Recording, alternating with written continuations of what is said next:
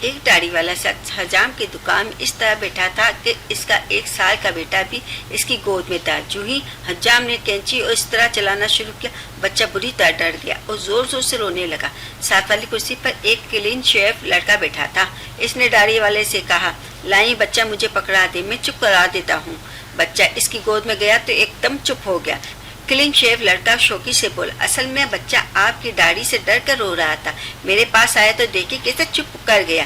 داڑھی والے نے برجستہ کہا، ہاں چپ ہو گیا مگر آپ کو اپنی امی سمجھ گئے۔